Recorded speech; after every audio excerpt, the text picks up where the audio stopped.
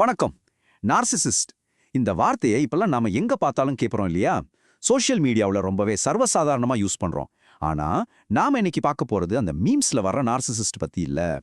உண்மையான, அதாவது கிளினிக்கலா சொல்லப்படுற நார்சிசிஸ்டிக் பர்சனாலிட்டி டிஸார்டர், சுருக்கமா என்பிடினா என்னன்னு ஆழமா பார்க்க போறோம். சரி, இங்க தான் ஒரு பெரிய கேள்வி வருது. எது தன்னம்பிக்கை, எது ஆணவம்? ரெண்டுத்துக்கும் நடுல ஒரு மெல்லிய கோடு இருக்கு இல்லையா? அந்த கோட்டை எப்போ ஒருத்தர் தாண்டாங்க, எப்போ ஒரு நல்ல குணம்னு நாம நினைக்கிற விஷயம் ஒரு மனநல கோளாறா மாறுது? இந்த ஒரு கேள்விக்கு பதில் தேடுறது தான் இந்த முழு பகுப்பாய்வோட நோக்கமே. வாங்க உள்ள போலாம். ஓகே, முதல்ல நாம விஷயத்தோட ஆணிவேருக்கு போவோம். இந்த கோளாற சரியா புரிஞ்சிக்க அதோட மருத்துவ வரையறை என்னன்னு நாம தெரிஞ்சுக்கணும். ஏன்னா இதுதான் நாம கட்டப்போற புரிதலுக்கான அடித்தளமே. இதுதான் அதிகாரப்பூர்வமான டெஃபினிஷன். இதுல பரவலான மனநிலைன்னு ஒரு வார்த்தை வருது பாருங்க, அது ரொம்ப ரொம்ப முக்கியம். இது ஏதோ ஒரு நாள் கோபத்துல வர்ற குணமோ இல்ல ஒரு கெட்ட நாளோ கிடையாது. இது ஒருத்தரோட வாழ்க்கை முழுக்க அவங்க சந்திக்கிற பல சூழ்நிலைகள்ல ரொம்ப வருஷமா வெளிப்படுற ஒரு நிலையான பழக்கம், ஒரு பேட்டர்ன். நாம இந்த வார்த்தைய இவ்ளோ சர்வசாதாரணமா யூஸ் பண்றோம். ஆனா இந்த நம்பரை பாருங்க. மொத்த மக்கள் தொகையில வெறும் 1-6% பேருக்கு தான் உண்மையிலே என்பிடி இருக்குன்னு கிளினிக்கலா கண்டுபிடிச்சிருக்காங்க. யோசிச்சு பாருங்க, நாம ஆன்லைன்ல சொல்ற அளவுக்கு இது சாதாரண விஷயமே இல்ல. நிஜத்துல இது ரொம்பவே அரிதான ஒரு கண்டிஷன். அப்போ டாக்டர்ஸ் எப்படி ஒருத்தருக்கு என்பிடி இருக்குன்னு கன்ஃபார்ம் பண்றாங்க? அவங்க சில குறிப்பிட்ட குணாதிசயங்களை, சில அறிகுறிகளை தேடுவாங்க. அது என்னென்னு இப்ப பார்க்கலாம். ஆனா இங்க ஒரு முக்கியமான விஷயம். நாம இப்ப பார்க்க போறது ஒரு செக்லிஸ்ட் கிடையாது. இதை வச்சு நம்ம தெரிஞ்சவங்களை எல்லாம் எடை போடக்கூடாது. இது ஏதோ ஆன்லைன்ல விளையாடுற நீங்க என்ன டைப் மாதிரி ஒரு குவிஸ் இல்ல. இது ஒரு சீரியஸான மெடிக்கல் டயக்னோசிஸ். ஒரு டாக்டர் இந்த 9ல குறைஞ்சது 5 குணங்களாவது ஒருத்தர்கிட்ட ரொம்ப காலமா இருந்தா மட்டும்தான் என்பிடின்னு உறுதிப்படுத்துவாங்க. சரி வாங்க, முதல் 5 பார்க்கலாம். முதல்ல grandiose sense of self importance. அப்படின்னா தன்னை ரொம்ப பெரிய ஆளா நினைச்சுக்கிறது. ஒரு டீம் ஒர்க்ல சின்னதா ஒரு உதவி பண்ணிட்டு நான் தான் இந்த ப்ராஜெக்டையே காப்பாத்தினேன்னு சொல்றது மாதிரி. ரெண்டாவது, எப்பவுமே பெரிய வெற்றி, அதிகாரம், புகழ்னு கற்பனை உலகத்திலேயே இருக்கிறது. மூணாவது, அவங்க ரொம்ப ஸ்பெஷல்னு நம்புறது. அதனால சுத்தி இருக்கிறவங்க எப்போ அவங்கள பாராட்டிக்கிட்டே இருக்கணும்னு எதிர்பார்ப்பாங்க. அப்புறம் எல்லாத்துக்கும் தனக்கு உரிமை இருக்குன்னு நினைக்கிற உணர்வு. அதாவது மத்தவங்க கியூல நிக்கும்போது தனக்கு மட்டும் ஸ்பெஷல் ட்ரீட்மெண்ட் கிடைக்கணும்னு எதிர்பார்க்கறது. இப்ப மீதி இருக்கிற 4 குணங்களையும் பாருங்க. இதெல்லாம் அவங்களோட உறவுகளை எப்படி பாதிக்குதுன்னு நல்லாவே தெரியும். மத்தவங்கள தன்னோட தேவைக்காக ஒரு கருவி மாதிரி யூஸ் பண்ணிப்பாங்க. அடுத்தவங்களோட உணர்வுகளை பத்தி கொஞ்சம் கூட கவலைப்பட மாட்டாங்க. அதாவது எம்பத்தி சுத்தமா இருக்காது. மத்தவங்க இடத்துல இருந்து யோசிக்கவே தெரியாது. இதனாலேயே அவங்களோட எல்லா உறவுகளுமே ஒன் சைடா தான் இருக்கும். கடைசியா அவங்களோட அந்த ஆணவமான திமிரான பேச்சு, நடத்தை, இதுவே போதும் சுத்தி இருக்கிறவங்கள அவங்க கிட்ட இருந்து விலகி ஓட வைக்க.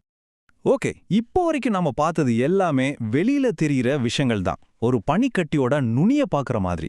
ஆனா இப்போ நாம தண்ணிக்கு அடியில கண்ணுக்கு தெரியாம மறைஞ்சிருக்கிற அந்த பெரிய பகுதிக்குள்ள போக போறோம்.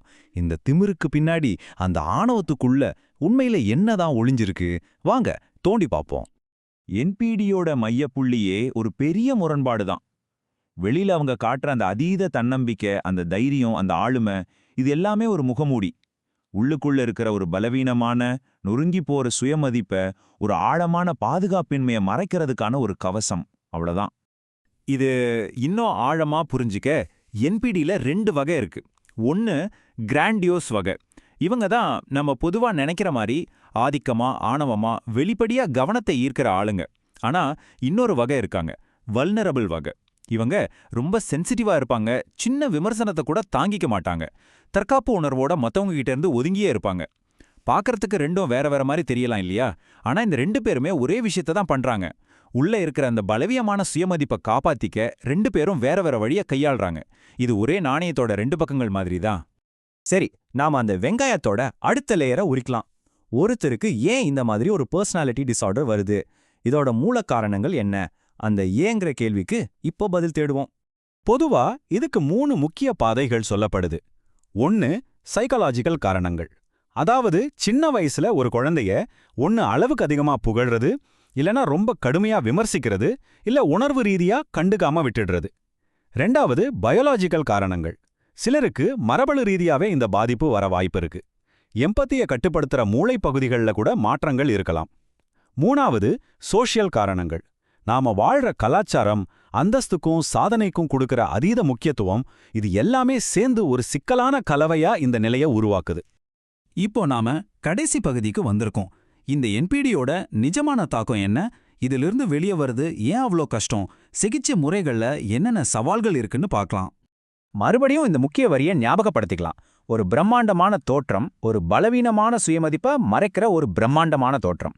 ஸோ ட்ரீட்மெண்ட்டோட நோக்கமே அந்த வெளி தோற்றத்தை மாத்துறது மட்டும் இல்ல, உள்ள இருக்கிற அந்த காயப்பட்ட பலவீனமான மனசை குணப்படுத்துறது தான். இந்த இடத்துல ரெண்டு முக்கியமான வார்த்தைகளை நாம தெரிஞ்சுக்கணும். ஒன்னு நார்சிசிஸ்டிக் இன்ஜுரி, அதாவது அவங்களோட அந்த பலவீனமான சுய மதிப்புக்கு ஒரு சின்ன அடிபடும் போது ஒருத்தர் விமர்சனம் பண்ணா போதும், இல்ல ஒரு சின்ன தோல்வி வந்தா போதும், அதுதான் இன்ஜுரி. அந்த காயத்துக்கு அவங்க காட்டுற எதிர்வினை தான் நார்சிசிஸ்டிக் ரேஜ், ஒரு கட்டுப்படுத்த முடியாத தீவிரமான கோவம். இதுவே அவங்க உள்ளுக்குள்ள எவ்வளவு பலவீனமா இருக்காங்கன்னு காட்டி கொடுத்துடும். சிகிச்சை முறைகள்னு பார்த்தா சைக்கோடைனமிக் தெரப்பி, ஸ்கீமா தெரப்பின்னு சில இருக்கு. ஆனா இங்க தான் பெரிய சிக்கலே ஆரம்பிக்குது. முதல்ல என்பிடி இருக்கிற நிறைய பேருக்கு தங்களுக்கு ஒரு பிரச்சனை இருக்குன்னே தெரியாது. அவங்க பார்வையில பிரச்சனை மத்தவங்க மேல தான் இருக்கும். இதனால அவங்கள தெரப்பிக்கு சம்மதிக்க வைக்கிறதே பெரிய விஷயம். அப்படியே வந்தாலும் பாதியிலே நின்னுறதுக்கான வாய்ப்புகள் ரொம்ப அதிகம். அப்போ மருந்து மாத்திரைகள் இல்லையான்னு கேட்டா, என்பிடிய குணப்படுத்துறதுக்குன்னு தனியா எந்த மருந்தும் கிடையாது. இது ஒரு பொதுவான தப்பபிப்பிராயம். ஆனா என்பிடி கூடவே அவங்களுக்கு டிப்ரெஷன், பைபோலார் இல்ல ஆங்ஸைட்டி மாதிரி வேற பிரச்சனைகள் இருக்கலாம். அந்த பிரச்சனைகளை கட்டுப்படுத்த மருந்துகள் கொடுப்பாங்க. ஆனா முக்கியமா தெரிஞ்சுக்க வேண்டியது, இந்த ஆளுமை கோளாறுக்கான உண்மையான சிகிச்சை தெரப்பி மட்டும்தான். கடைசியா இந்த ஒரு கேள்வியோட இந்த பகுப்பாய்வை முடிச்சுக்கலாம். ஒரு மருத்துவ நிலைய பத்தி பேச ஆரம்பிச்சோம். ஆனா கடைசியில இது நம்ம எல்லாரையும் சம்பந்தப்பட்ட ஒரு சமூக கேள்வியா நிக்குது. வெளிப்பகட்டுக்கும் பிரம்மாண்டத்துக்கும் அதிகமா மதிப்பு கொடுக்கிற இந்த உலகத்துல நம்ம எப்படி உண்மையான ஆரோக்கியமான சுயமதிப்பா வளர்த்துக்கிறது? யோசிச்சு பாருங்க.